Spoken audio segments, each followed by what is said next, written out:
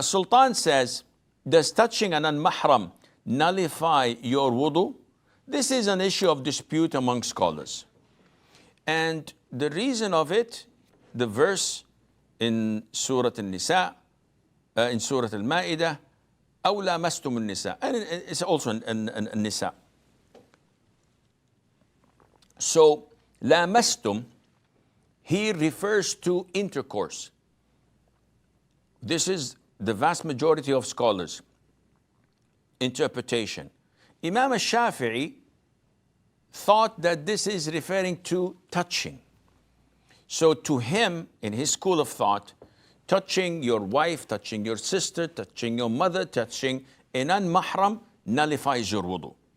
And this introduces a lot of hardship, which is not based on authentic evidence and proof from the Quran and the Sunnah.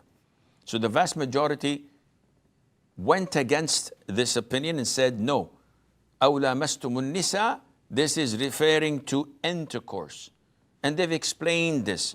And also from the Sunnah, where the Prophet ﷺ used to maybe kiss one of his wives and go out for prayer without performing wudu. So the things that nullify your wudu have to be backed up by proof from the Quran and the Sunnah.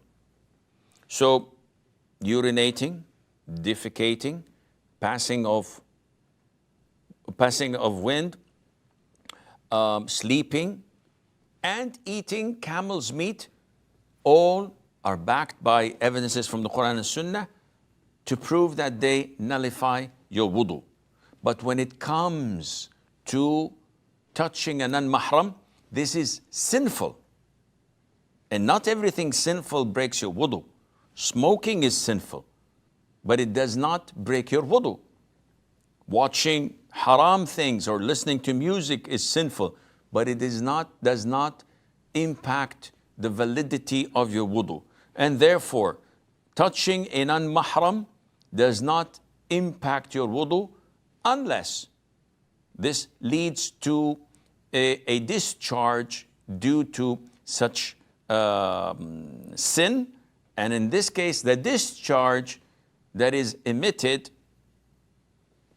invalidates your wudu and not the action of touching itself. And Allah Azza wa Jal knows best. Zainab says,